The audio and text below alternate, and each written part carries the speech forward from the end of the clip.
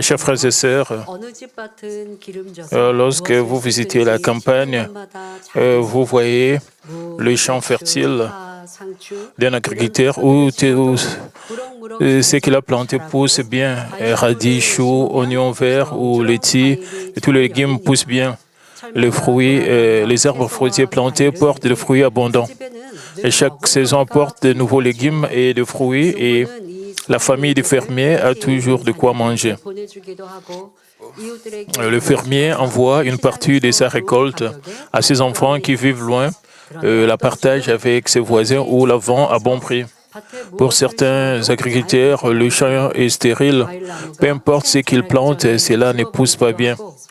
Les arbres fruitiers et ses fans, avant d'avoir atteint leur pleine croissance, et les légumes germent peu avant de commencer à se faner, à mourir. Telle est la différence entre un champ fertile et un champ stérile.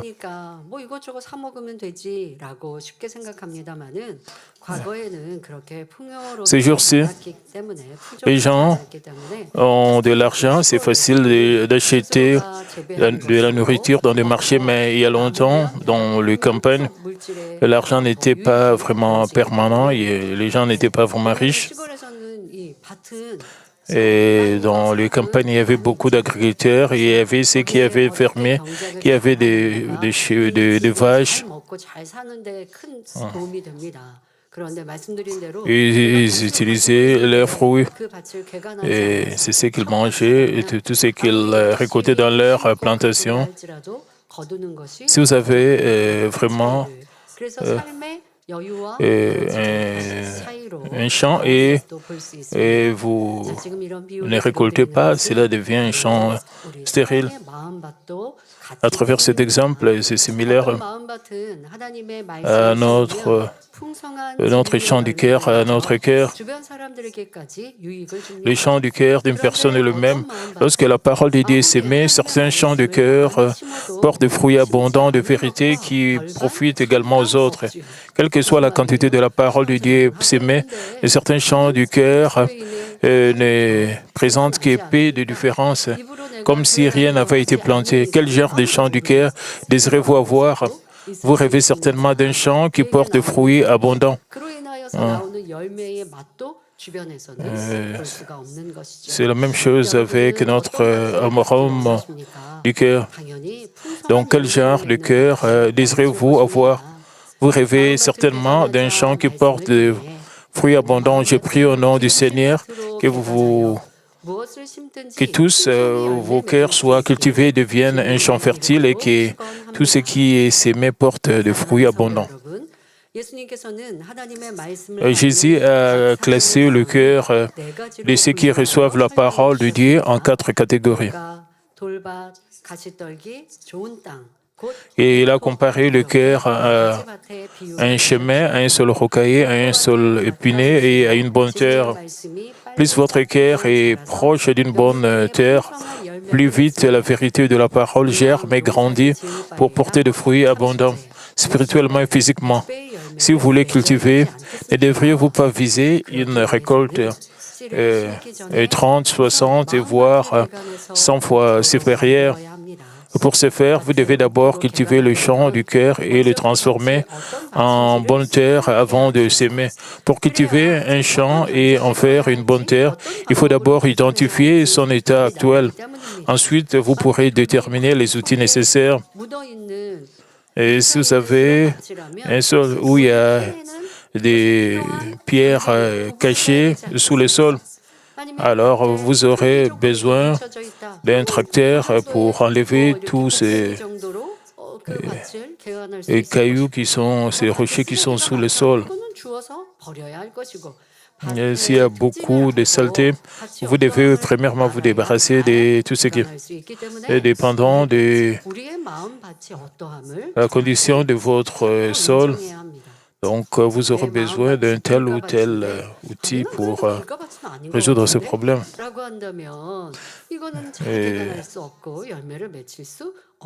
Et si c'est un sol rocaillé, vous ne serez pas capable parce que vous n'avez pas les outils pour cultiver. C'est-à-dire, vous devez d'abord vous débarrasser de ces rocs. Vous devez d'abord savoir quel genre de cœur vous avez.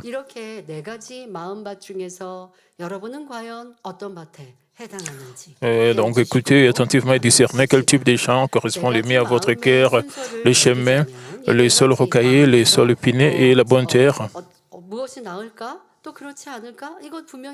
Vous pouvez penser qui est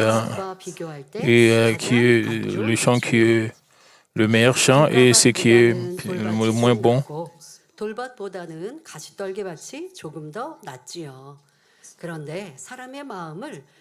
Donc, le sol épineux est meilleur que les sols rocaillés, que le chemin. Et si on les classait, les champs semblables à un chemin serait le plus éloigné d'une bonne terre et le moins apte à porter des fruits. Les sols rocaillés et légèrement meilleurs, et les sols épineux est meilleur que les sols rocaillés. Mais le cœur d'une personne ne correspond pas toujours à ces quatre types. Les quatre champs ou sols représentent des champs du cœur généraux. En réalité, la plupart des cœurs présentent un mélange de caractéristiques de chacun de ces quatre types.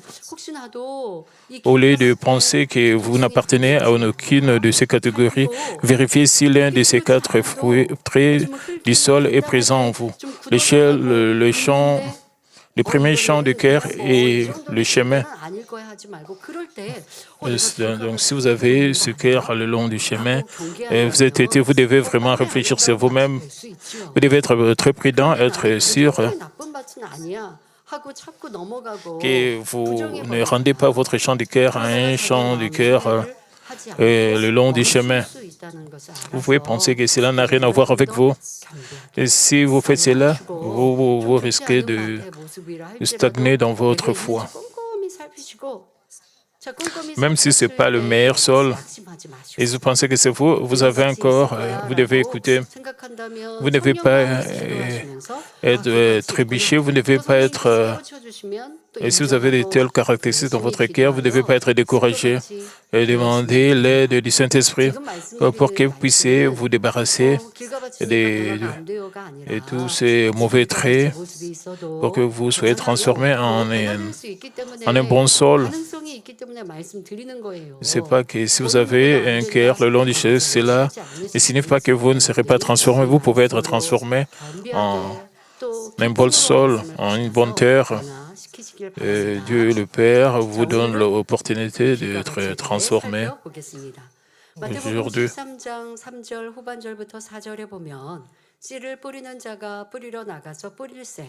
donc, le premier champ est le cœur et le chemin. La dernière partie de Matthieu 13, 3 et le verset 4e disent « Un semeur sortit pour s'aimer comme il s'aimait une partie, et la semence tomba le long du chemin. Les oiseaux vinrent et la mangèrent. » Lorsqu'un agriculteur sème des graines, certaines tombent inévitablement le long du chemin qui longe les champs. Autrefois, les routes n'étaient pas bien pavées, et de sorte que la distinction entre le champ et le chemin était souvent floue. Lorsque les gens marchaient le long du champ, celui-ci s'est transformé naturellement en sentier. Il y a beaucoup de nos jeunes adultes qui ne peuvent pas vraiment bien comprendre cela. Dépendant de votre âge, il y a longtemps dans nos villages ici en Corée, et vous pouvez voir, c'est très similaire quand vous voyez.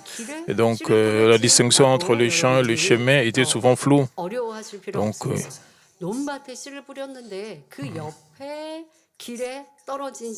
mais aujourd'hui, vous pouvez voir des distinctions parce qu'aujourd'hui, il y a des routes asphaltées, donc vous pouvez voir la différence. Mais il y a longtemps, il y avait des graines qui tombaient même le long du chemin, au lieu de tomber dans les champs. Et les gens passaient par là.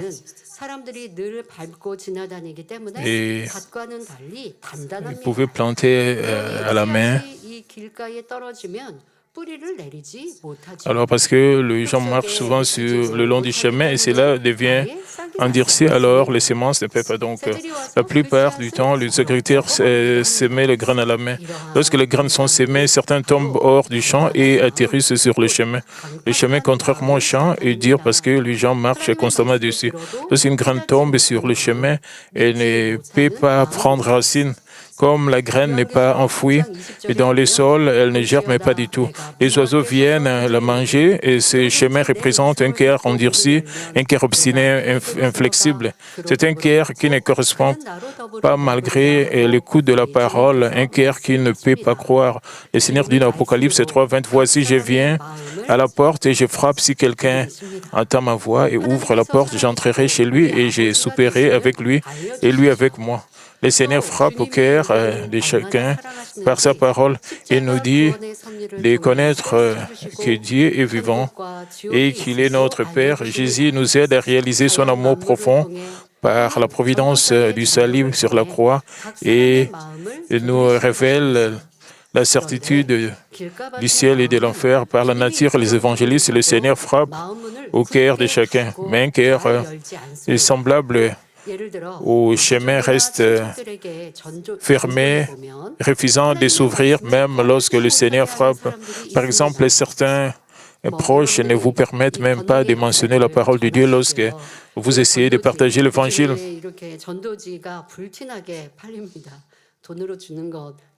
Nous avons beaucoup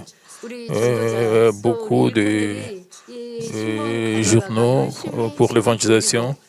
Même dans notre Église, il y a beaucoup de gens qui évangélisent en utilisant des magazines, en utilisant des journaux. Et je suis très reconnaissante à tous nos membres, à tous nos ouvriers, à tous nos leaders qui évangélisent, qui répandent l'évangile de la sanctification à ceux qui ne connaissent pas encore la parole de Dieu. Bien sûr, il y a des gens qui ne prêtent pas attention, mais il y a d'autres qui s'intéressent à cela.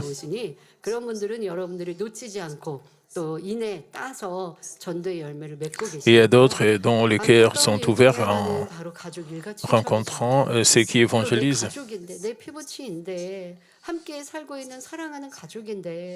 L'une des choses la plus malheureuse, c'est d'écouter dans une famille quand un des membres essaie d'évangéliser les autres, mais parce que les autres ne veulent pas, c'est vraiment malheureux parce que les membres de la famille ira au ciel, les autres ne veulent pas écouter l'évangile, ne veulent pas ouvrir leur cœur et ils risquent d'aller en enfer.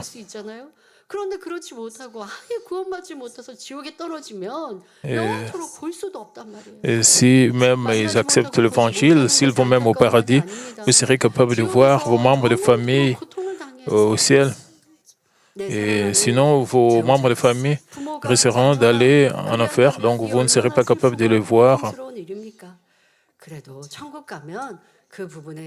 Ils vont vivre, ceux qui partent en enfer vont vivre dans les tourments éternels. Bien sûr, quand vous allez au ciel, et quand vous avez des membres qui sont en enfer,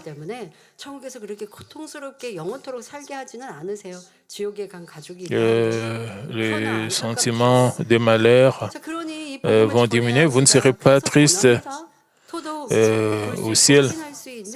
Et c'est vraiment malheureux. C'est pour cela que nous devons partager l'Évangile ici sur terre quand nous sommes encore vivants.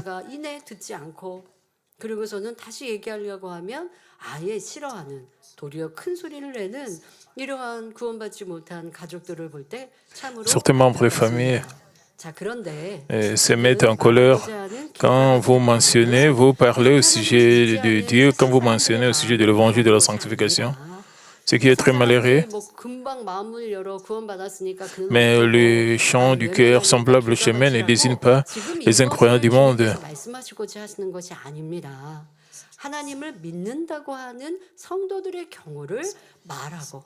Et partagez l'évangile. Ceux qui n'acceptent pas l'évangile sont comme ils sont comme les gens qui ont les gens du cœur. Bien sûr, si vous avez un très bon cœur, vous allez offrir votre cœur quand on vous évangélise et vous viendrez à l'église.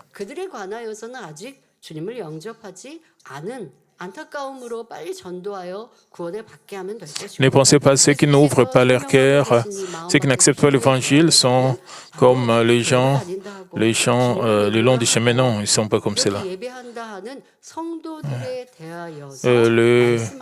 Les gens le long du chemin se réfèrent aux chrétiens qui vont à l'église, qui disent qu'ils vont à l'église, ils ont un tel cœur. Ce sont des chrétiens. Donc, ils désignent les croyants ceux qui prétendent croire en Dieu. Quel genre de chrétiens ont un chant du cœur semblable au chemin, le long du chemin? Ceux qui vont à l'église le dimanche, mais qui n'acceptent pas la parole de Dieu dans leur cœur. Donc, d'autres vont dans des sanctuaires locaux, d'autres même participent au culte en ligne, mais ils ont le cœur comme le cœur le long du chemin, semblable au chemin. Même si vous venez à l'église, vous écoutez la parole de Dieu et vous acceptez la parole de Dieu et vous gravez ça dans votre cœur. Moi-même, je suis pasteur et je suis servante de Dieu qui prêche l'évangile.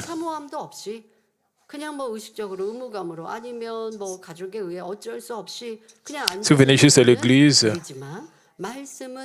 et sans ferveur, vous venez juste à l'église juste parce que, alors, avec un cœur semblable au chemin, même s'il est historiquement prouvé que Jésus est descendu sur terre et que toute l'écriture est vraie, leur cœur ne reconnaît pas Dieu. Peu importe combien ils entendent la parole, il est difficile de la comprendre spirituellement. Et chaque semaine, j'ai des témoignages à lire, parfois à cause du temps. Je suis incapable de partager le témoignage de nos membres.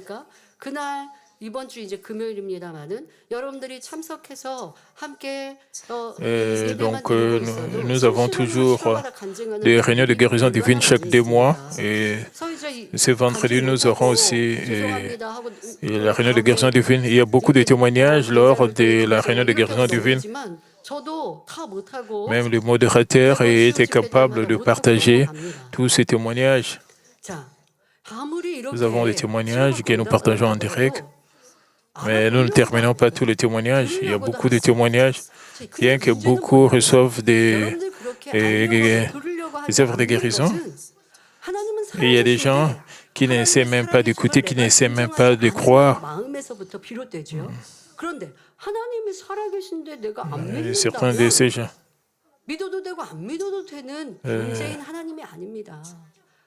et n'essaient pas de croire que Dieu est vivant. Dieu, le Créateur, a créé les êtres humains. Et si vous ne croyez pas que Dieu est vivant, Dieu le Créateur, alors spirituellement, c'est vraiment une grande négativité. Cela aura un impact très négatif dans votre vie parce que vous ne reconnaissez pas Dieu le Créateur qui a créé les hommes, alors votre chemin sera à l'enfer, vous n'allez pas recevoir le salut.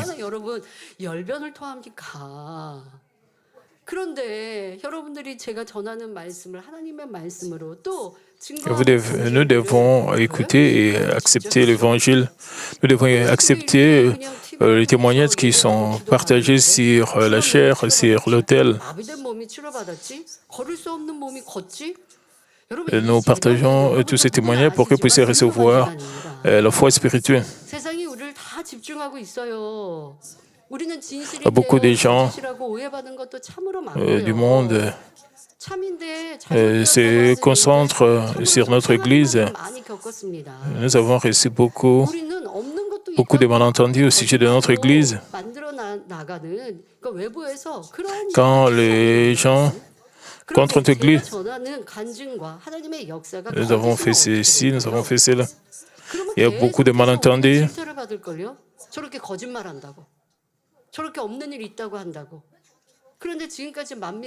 Comment est-ce que nous pouvons vraiment inventer tous ces témoignages?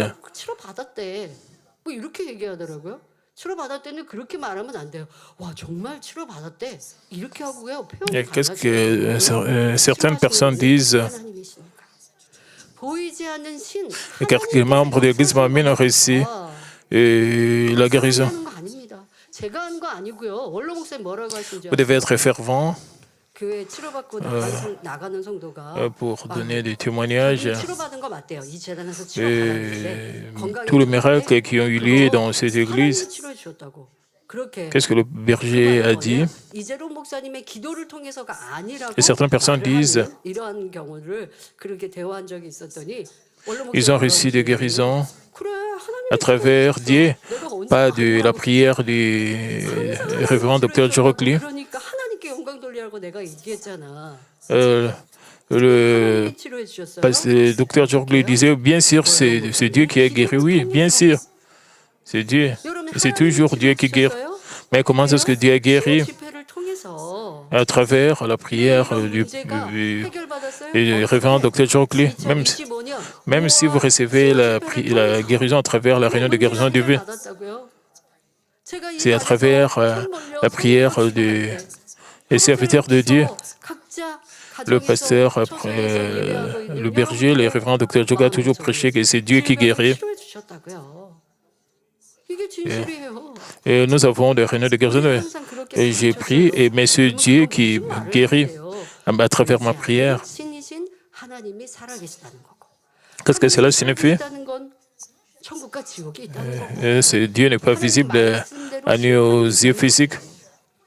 Cela signifie que le ciel et l'enfer existent réellement, qu'il y aura le jugement dernier. Les jours du jugement dernier, nous ne devons pas entrer en enfer, nous ne devons pas recevoir le jugement d'aller en enfer.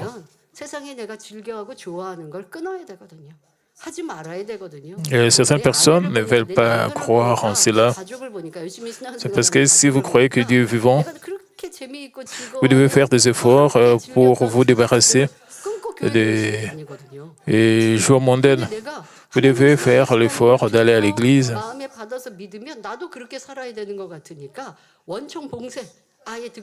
Et même si vous entendez que Dieu est vivant, vous savez que si vous croyez et que vous acceptez vraiment Dieu vivant, alors vous devez vous débarrasser de plaisirs mondains. Vous n'essayez même pas de croire. Vous n'essayez même pas d'écouter. Certaines personnes écoutent la parole de Dieu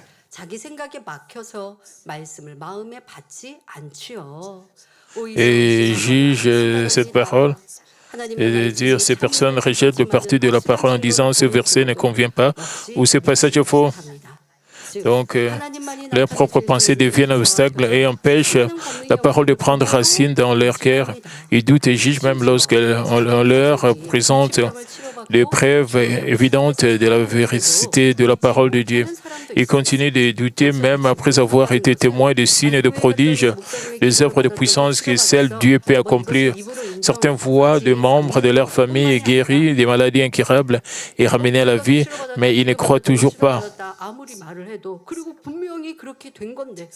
Et quand certaines personnes témoignent qu'elles ont reçu des guérisons, des maladies que la médecine moderne ne pouvait pas guérir, Alors, vous devez accepter ce fait qu'ils ont réussi et la guérison de l'Église. Mais les autres disent que c'est juste une chance.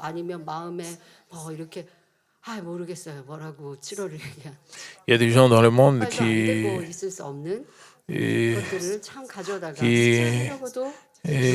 créent des histoires et ils ont réussi la guérison dans la méditation.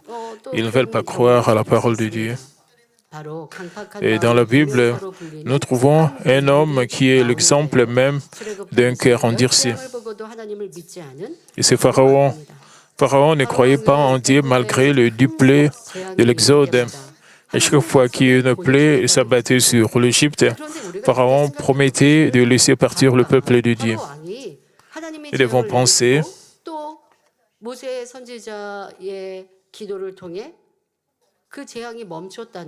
quand il y avait une grande plaie, Pharaon reconnaissait que c'est la main de Dieu. C'est Dieu qui a envoyé cette plaie. Et puisque Pharaon ne croyait pas, nous devons vraiment réfléchir sur notre propre vie chrétienne. Dans notre tête, nous croyons. Nous disons que nous croyons. Nous disons que Dieu est vivant. Et nous reconnaissons cela à travers le pasteur, à travers le serviteur de Dieu, que Dieu agit.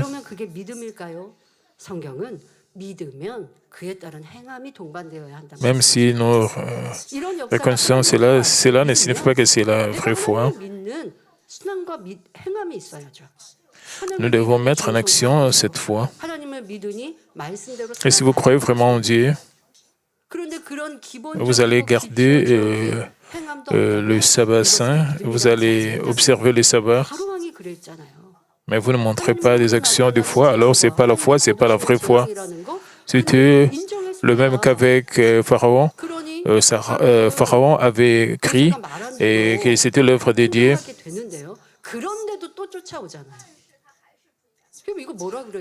Mais quand Moïse demandait qu'il puisse libérer le peuple d'Israël, Pharaon ne voulait pas. Il s'entêtait. Qu'est-ce que cela signifie? Est-ce que cela signifie que Pharaon croyait ou c'est connaître dans votre tête, reconnaître votre tête et reconnaître vraiment du fond du cœur. Et Pharaon a reconnu que c'était la main de Dieu, mais il ne croyait pas en Dieu. Il ne croyait pas. Il ne croyait vraiment pas. C'est pour cela que Pharaon était très têtu, obstiné, ne voulait pas. Dès que la plaie cessait, il brisait sa promesse.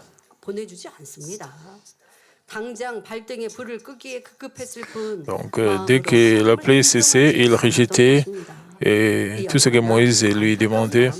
Pharaon ne se souciait que d'éteindre le feu immédiat et ne reconnaissait pas Dieu dans son cœur. C'est vraiment regrettable. Ce qui est encore plus regrettable, c'est lorsqu'une personne a un cœur comme le chemin. Ce n'était pas la faute de Dieu. Quand son armée est tombée dans la mer Rouge, c'est parce que Pharaon avait un cœur endurci, les Égyptiens avaient un cœur endurci, ils ne voulaient pas croire en Dieu. C'est pour ça qu'ils sont morts dans la mer Rouge. Et parfois, nous nous rencontrons à travers les épreuves. Nous ne rencontrons pas Dieu, mais ces épreuves peuvent devenir de bénédictions. Si nous comprenons très bien, si nous sommes devenons comme Pharaon, nous ne voulons pas croire. Alors nous allons subir, rencontrer des épreuves et dire comme les cas des Pharaons. Et ces personnes doivent faire des efforts pour avoir la foi. Mais ces efforts sont à peine visibles. Et certaines personnes témoignent.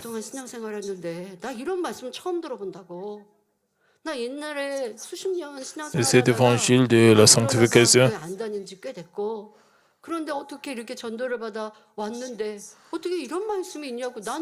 Certains chrétiens viennent à notre église et cet évangile de la sanctification, ils n'ont jamais entendu cet évangile dans toute leur vie. Ils disent c'est vraiment la vraie parole de Dieu. D'autres ont été chrétiens pendant longtemps. Quand ils ont écouté cet évangile, ils étaient vraiment... ils ont été encouragés dans leur vie chrétienne. Vous avez été chrétien dans cette église 10 ans, 20 ans, 30 ans, et vous continuez à somnoler pendant le culte. Pendant le culte d'adoration, vous continuez à somnoler. Alors, c'est un problème.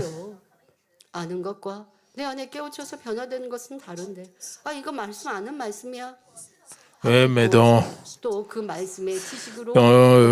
le culte des enfants, de l'école de dimanche, il y a des moments de louange. Ils connaissent même au sujet de cultiver les chants du cœur.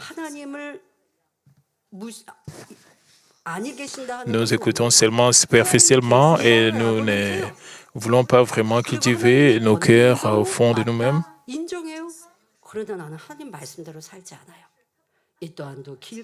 Dieu est vivant et Dieu a la puissance. Mais nous n'agissons pas selon la parole de Dieu, nous ne vivons pas selon la parole de Dieu. Nous devons examiner tous ces aspects. Donc, étant devant Dieu, il est important d'écouter attentivement sa parole, de se forcer, de vivre en accord avec elle. Mais beaucoup somnolent ou ont des doutes et des jugements et des pensées distrayantes pendant le culte. Mais après avoir fréquenté l'Église pendant des années, voire des décennies, certains ne ressentent aucune grâce et ne voient aucun changement. Lorsque vous entendez l'Évangile, ouvrez votre cœur et acceptez le Seigneur comme Sauveur et vous recevez le Saint-Esprit. Dans le cas d'un chant du cœur, comme les chemins, les gens vont à l'Église sans jamais ressentir le Saint-Esprit. Lorsque la sémence et la parole tombent sur le champ du cœur, elle ne germe pas. Finalement, les oiseaux viennent et dévorent la sémence. Vous devez offrir votre cœur pour que vous puissiez expérimenter le Saint-Esprit. Quand vous faites cela, cela ne signifie pas que vous n'avez pas un cœur comme le long du chemin. Vous devez continuer à faire cela. Et parfois, vous recevez le Saint-Esprit, vous fermez encore votre cœur et le Saint-Esprit peut disparaître. Si vous dites que vous avez expérimenté le Saint-Esprit, vous ne devez pas négliger le message d'aujourd'hui, vous devez prendre cela en considération. Vous êtes en train d'expérimenter le Saint-Esprit.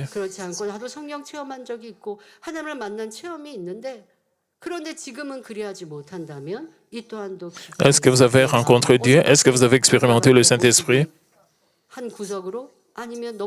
Vous devez vraiment réfléchir à tout cela.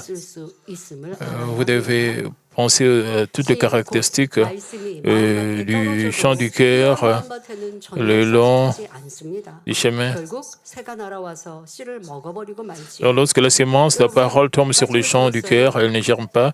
Finalement, les oiseaux viennent et dévorent la sémence. C'est-à-dire que vous avez écouté l'évangile de la sanctification, vous avez écouté la parole de Dieu. Si vous avez écouté la parole, et cela est resté seulement sur le cerveau, alors pas dans votre cœur, vous ne cultivez pas cela, donc vous avez un cœur le long du chemin.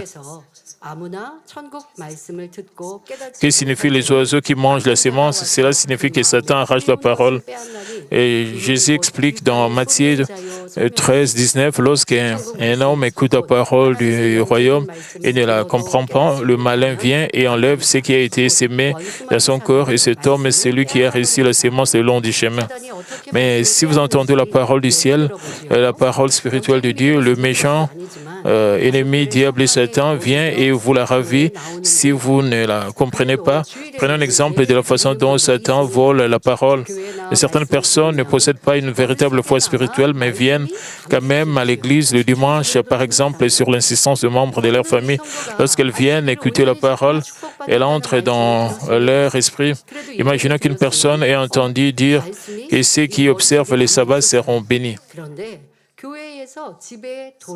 Et dès son retour, un proche, un parent, un ami ou un voisin et qui ne croit pas en Dieu s'approche d'elle et comme s'il l'attendait et lui dit des choses comme « Pourquoi vas-tu à l'église? C'est embêtant. » Et qu'est-ce que ça te rapporte?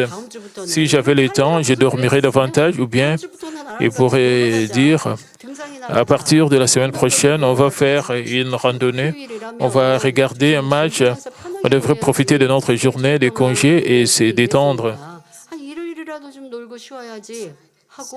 Et ces étrangers tentent de garer le fidèle et veulent vous dévier de la voie du Seigneur.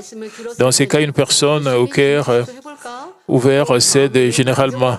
Bien que son cœur ait commencé à s'ouvrir et à envisager de sanctifier les jours du Seigneur, il se referme. C'est pourquoi la foi n'a plus de place pour s'enraciner. De même, Satan utilise des personnes proches ou dignes de confiance pour vous empêcher de croire à la parole. Mais les incroyants ne sont pas les seuls à jouer le rôle de l'oiseau. Parfois, ceux qui prétendent croire en Dieu se révèlent être un oiseau sous l'influence de Satan. Et ces personnes pourraient dire, tu n'es pas obligé d'aller à l'église chaque semaine. Si tu as quelque chose à faire, tu peux le manquer. Ton église prend les choses beaucoup trop au sérieux. Ils peuvent prétendre croire en Dieu, mais déforment la vérité et empêchent les autres d'avoir la vraie foi. Ils peuvent dire qu'ils croient en Dieu, juste comme les oiseaux, pour dévorer la sémence. Ils tordent la parole pour que les autres puissent avoir la vraie foi. Mais si vous continuez à aller à l'église malgré ces tentations, il y a de l'espoir dans la vraie foi.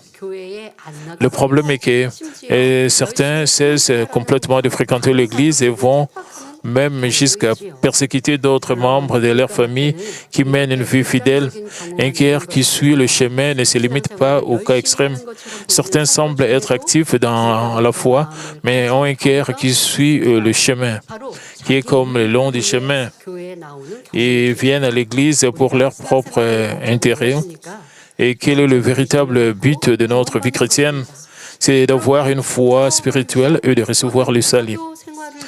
Certains vont à l'église pour le travail ou pour les affaires ou pour des raisons sociales.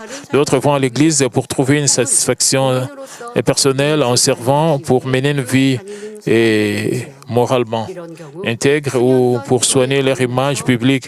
Pour ces personnes, il est difficile de développer une foi aussi faible que l'air d'un grain de moutarde, même après des années d'écoute de la parole de Dieu. C'est parce qu'ils ne vivent pas selon la parole de Dieu, mais selon leurs propres pensées et désirs. Même lorsqu'ils entendent des témoignages tels que « j'ai été guéri par la puissance de Dieu » ou « mon problème a été résolu », ils les trouvent incompréhensibles.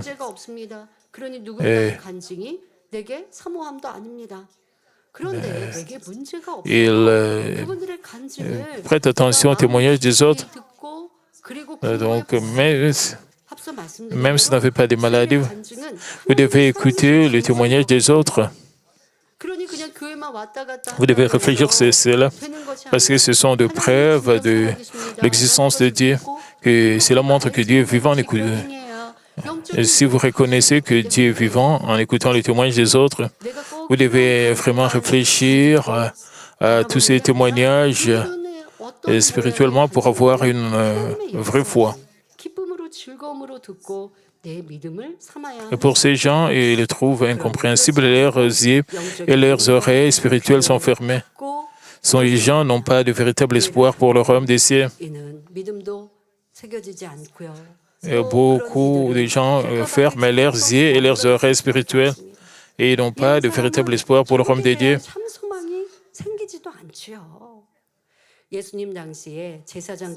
Les Sadducéens, les pharisiens et les docteurs de la loi du temps de Jésus avaient des cœurs similaires. Apparemment, ils semblaient être le plus fervent croyant en Dieu, mais s'ils avaient eu une foi véritable, ils n'auraient pas manqué de reconnaître Jésus, le Fils de Dieu.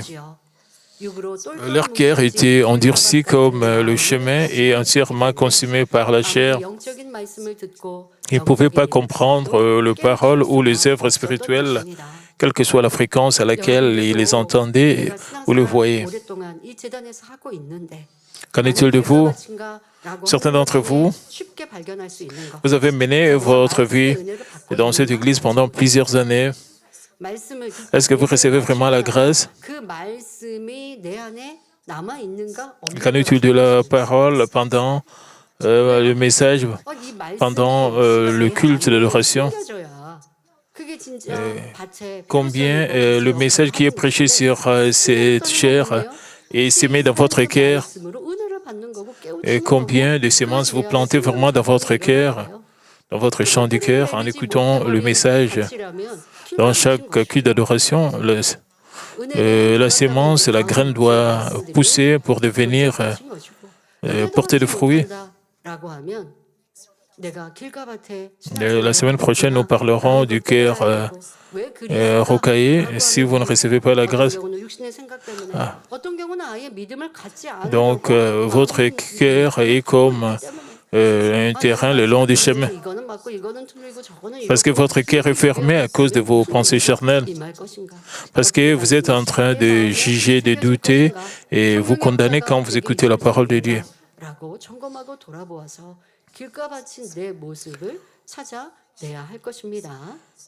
Comment est-ce être sûr que le Saint-Esprit agit vraiment en vous? Comment cultiver un cœur semblable au chemin? Le cœur endurci doit être brisé et le mode de terre broyé pour devenir un cœur tendre et réceptif. Vous devez briser votre attitude moralisatrice et vos cadres. 2 Corinthiens 12:5 déclare « Nous renversons le raisonnement et toute hauteur qui s'élève contre la connaissance de Dieu et nous amenons toute pensée captive à l'obéissance de Christ. » De nombreuses connaissances et valeurs du monde s'opposent à Dieu. La théorie de l'évolution en est un exemple. Rejeter les connaissances et les théories du monde peut ouvrir l'esprit et la porte du cœur. Vous pouvez alors recevoir la parole de Dieu. Une personne dont le cœur est comme le chemin possède une connaissance des valeurs du monde si profondément ancrée dans sa vie qu'elle est incapable d'accepter la parole. La croyance qu'elle a raison est trop forte. Cet état d'esprit doit être brisé. Pour briser l'attitude moralisatrice, le cadre, vous devez d'abord briser le mal qui est en vous. Et ces cadres et ces pensées charnelles, cette attitude moralisatrice, vous devez, tout cela doit être brisé. Et cela impacte votre foi.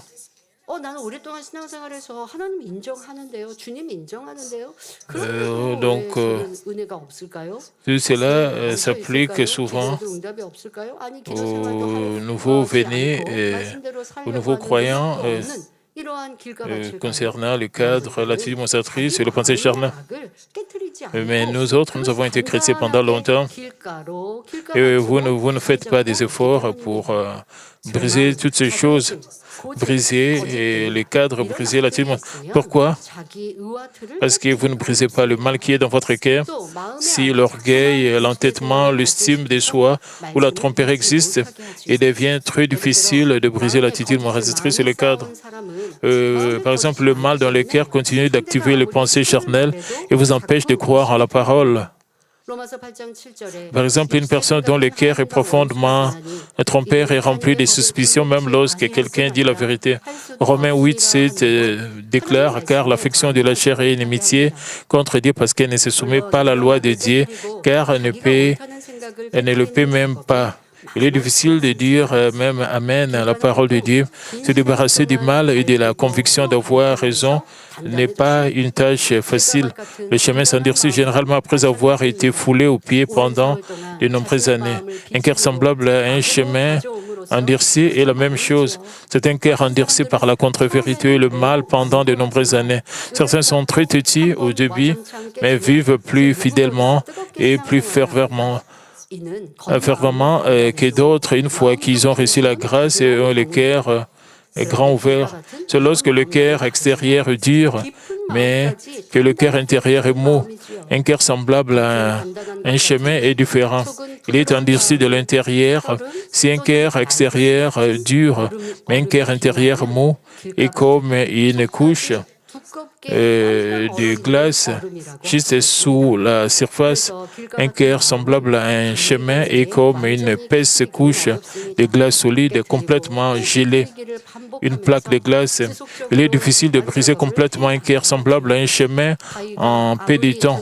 Il faut briser et cultiver sans cesse. Quelle que soit la dureté de la pierre, elle finira par se fissurer et se briser si vous percez un trou et continuez à la marteler. Le chemin est le même et le cœur, comme le chemin est le même, comme elle est si dur, il faut d'abord percer un trou pour former une fissure. Par exemple, à chaque fois que la parole entre en conflit avec vos pensées, demandez-vous, ma pensée et ma connaissance sont-elles vraiment correctes et examinez-vous. Vous devez accomplir des actes de bonté avec diligence afin que Dieu puisse vous accorder sa grâce. Parfois, ceux qui ont vécu une longue vie, des fois pris encore pour la vraie foi. Ils sont frustrés par le manque de foi spirituelle, malgré le miracle et les innombrables paroles entendues. Les chrétiens de longue date et qui cherchent de l'aide sont pleins d'espoir. C'est bien mieux que de ne rien faire du tout. Pour ceux qui ont un cœur et qui suit le chemin, l'effort personnel est important, mais la famille et les ouvriers de l'Église doivent aussi prier et les guider continuellement. Finalement, la sémence de la parole germera. Laissez-moi conclure le message. Chers frères et sœurs, peu importe la quantité de fruits qu'une graine porte, nous devrions être reconnaissants et que les germer, que la vraie foi ait pris racine. Peu importe la puissance de Dieu et l'importance de l'évangile prêché, tous les efforts et le larmes deviennent une récompense lorsqu'une personne apparemment fermée déclare soudainement vouloir aller à l'église. Et quelle est la grande récompense céleste pour l'évangéliste si ces personnes deviennent le blé par des œuvres de guérison et des solutions à leurs problèmes à travers la puissance extraordinaire de Dieu. À l'approche du jour du retour de notre Seigneur, le nombre de personnes dont le cœur est comme le long du chemin augmente. Nous devons évangéliser et prier avec diligence afin que les hommes dont le cœur est comme le long du chemin puissent recevoir les saluts. C'est le temps de la fin. Nous devons faire beaucoup plus d'efforts, beaucoup plus de diligence. Et Dieu donne encore beaucoup plus de grâce quand nous évangélisons. Et Dieu vous permet de rencontrer des gens avec le cœur ouvert. Nous devons évangéliser avec diligence et répandre l'évangile de la sanctification. Par la puissance illimitée de Dieu, que vous puissiez cultiver avec diligence les sols de votre cœur et produire 30, 60 ou 100 fois ce que vous aimez. Et Dieu nous donne la force pour cultiver notre cœur. C'est quand vous plantez, vous pouvez porter 30, 60 ou 100 fois. Je prie le Seigneur que vous deveniez des chrétiens fidèles. Prions tous concernant ces messages. Cher Père Céleste, aujourd'hui nous avons examiné le cœur semblable au chemin. Et cela ne se réfère pas aux incroyants, mais aux croyants. Et ils disent et prétendent croire en Dieu, ils viennent à l'Église. Mais quand nous examinons, nous devons examiner si nous ne menons pas une vie chrétienne comme les caractéristiques du champ le long des chemins, que nous puissions briser cela, que nous puissions briser toutes caractéristiques et pour que nous puissions sortir devant toi comme de véritables chrétiens. J'ai ainsi prié au nom de notre Seigneur Jésus-Christ. Amen. Maintenant, je vais prier pour les malades. Posez vos mains sur vos parties malades et pour le désir de votre cœur. Cher Père Céleste, merci. Nous venons devant toi aujourd'hui Et s'il te plaît, donne-nous, soit avec nous, pose ta main sur nous, avec les œuvres de guérison, pour que les œuvres de guérison puissent avoir les pose ta main sur nous, du pied jusqu'à la tête, et avec le feu du Saint-Esprit, toutes sortes de maladies, toutes sortes d'infirmités, toutes sortes de faiblesses soient purifiées. Père, et guéris-nous pour que nous soyons fortifiés sous ta protection, sous ton nom, Père. Et Père, et il y a des maladies qui ne peuvent pas être guéries par la médecine moderne, mais tu nous guéris par tes œuvres de puissance. Père, pose ta main sur nous.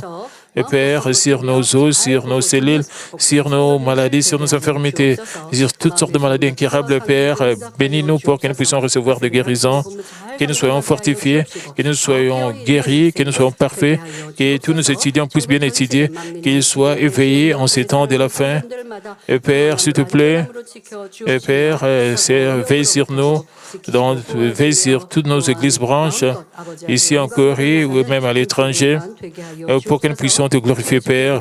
Père, protège-nous pendant cette semaine, la semaine prochaine, que nous puissions nous préparer pour la réunion de guérison divine que nous aurons pendant la veille de vendredi. J'ai ainsi prié au nom de notre Seigneur Jésus-Christ. Amen.